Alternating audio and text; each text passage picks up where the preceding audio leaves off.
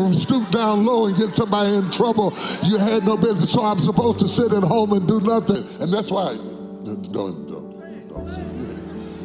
they don't like me. And so said something like that. 66-year-old celebrity Bishop T.D. Jakes is in hot water after allegations against him have come forward related to Diddy's controversies. The Potter's House founder and leader has been accused of engaging in inappropriate sexual activities with men and young boys at Diddy's infamous gay parties. It sounds crazy, right? A revered religious leader getting tagged in sexual assault charges, more so, alongside a shrewd entertainment personality as Diddy. Well, at this point, it appears anyone who has ever been associated with Diddy will surely catch fire, and T.D. Jakes, whose bond with Diddy has grown tighter and tighter since 2017, could not be exempted. But this is not the first time Jakes has been in the news amid controversy.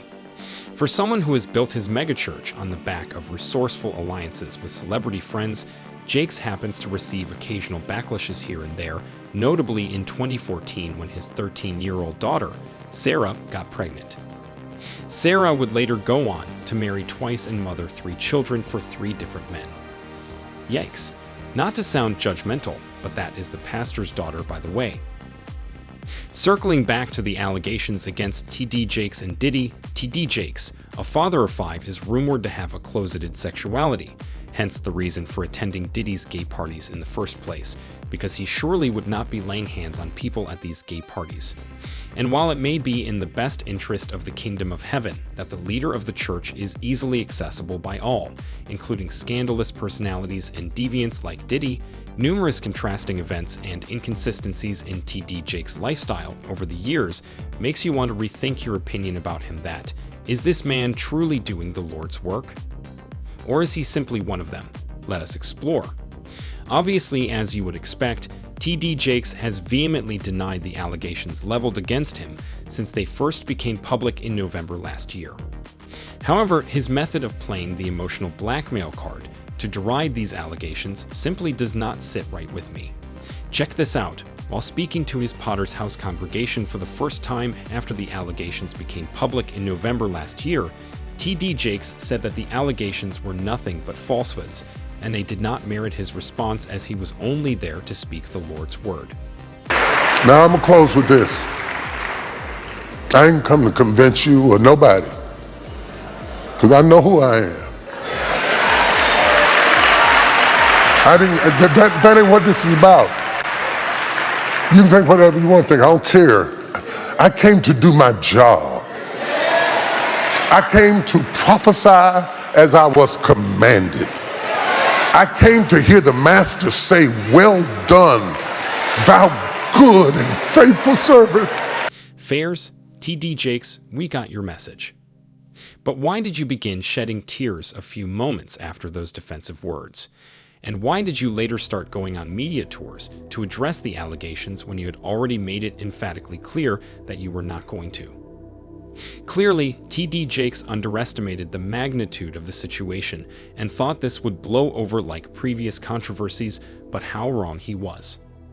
Since rumors first emerged about T.D. Jakes' alleged closeted sexuality, a former associate of T.D. Jakes' Potter's House megachurch has also joined the likes of Cat Williams to share denting revelations that prove the authenticity of the rumors.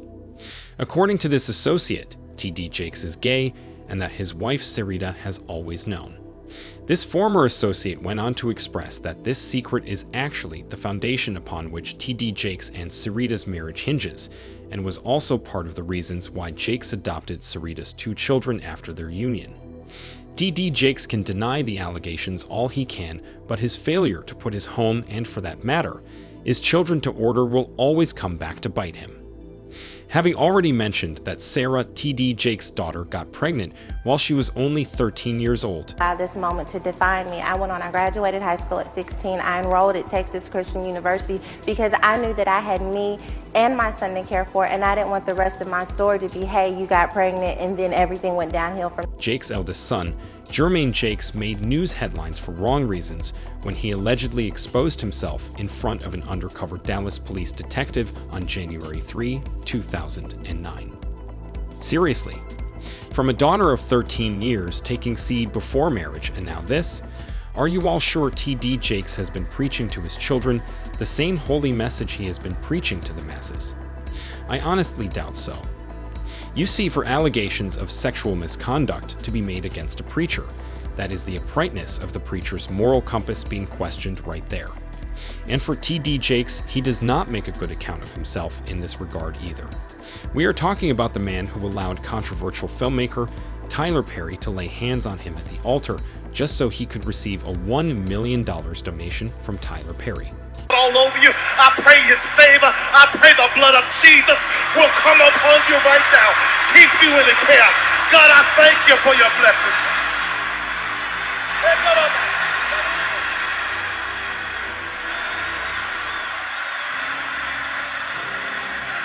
Mind you, laying of hands on the bishop is supposed to be a sacred activity reserved for grand bishops and other higher Christian ministers.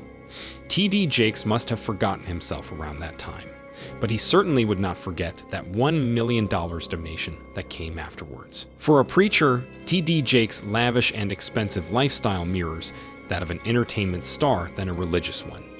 Jakes owns a jet and has a penchant for shopping and wears exquisitely tailored suits and expensive shoes that. T.D. Jakes, who expresses that he does not want to be limited to just a preacher, wants the freedom to be everything he can be, was once seen at a shop rocking a $700 pair of Fendi sneakers. Add that to the almost $2,000 worth Louis Vuitton bag he carried some other time. Disclaimer: this is not a probe into T.D. Jakes' finances, neither is it an attempt to judge his life choices, as I understand T.D. Jakes is already a Grammy-winning gospel artist with his own record label. But I mean to express that with all these acquisitions, awards, and wealth, it is quite easy to draw a simple pattern. The man is an entertainer first, before a religious leader. Have I even told you that he has now added acting and movie production, his already accomplished career? I definitely have not told you all he is an accomplished writer with over 8 million copies of books sold under his belt. He is definitely right when he says he does not want to limit it to just a preacher.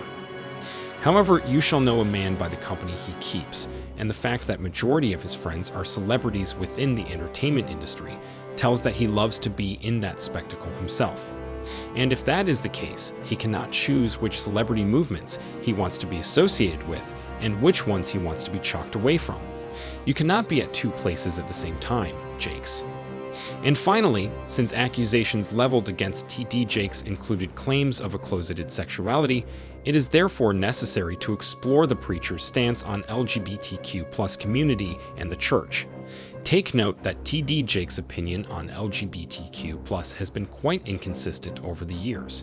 The megachurch preacher who in the past repeatedly voiced out that his take on same-sex marriage was firmly rooted in scriptures, and that he could not bless same-sex marriages, has seen his beliefs shift a bit as he now claims that the church and LGBTQ+ society can now exist.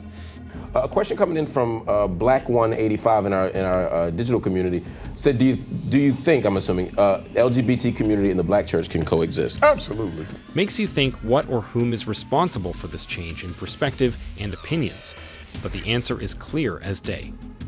Diddy. Diddy and T.D. Jakes started hanging out in 2017, and oh, I told you that T.D. Jakes loves shopping, right?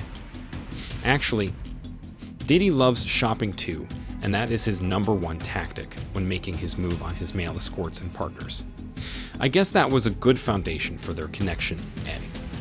In 2018, when it initially emerged that Diddy and T.D. Jakes were hanging out, Diddy's explanation was that he was in a dark place that year, and the preacher's messages and sermons were his healing power.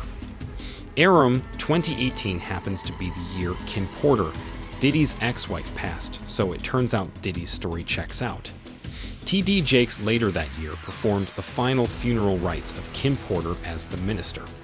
His thickening bond with Diddy would just not end there, and Diddy would later create a new program dubbed Kingdom Culture on his Revolt TV platform to air and broadcast T.D. Jakes' sermons. What am I amounting to in all of this? It is simple. Those two are a pair and should be seen and treated as such amidst these accusations of grooming young boys. Even if not so, given their history, T.D. Jakes definitely knew a thing or two about Diddy with respect to his private life shortcomings, and still kept mute as a man of God and a supposed gatekeeper of morality. Makes him an accomplice. Final thoughts. I still think all the allegations mounted against T.D. Jakes for his relationship with Diddy are warranted, because you cannot wine and dine with a supposed gangster and expect to be treated as some saint when the date of reckoning comes. Even the Bible in 1 Corinthians 15:33 entreats Christians to be wary of their associations, as bad company corrupts good character, which is exactly the opposite of what T.D. Jakes has been doing over the years. Perhaps the renowned preacher and accomplished writer has not read that part of his Bible yet. Or because that is the only way all of these make sense.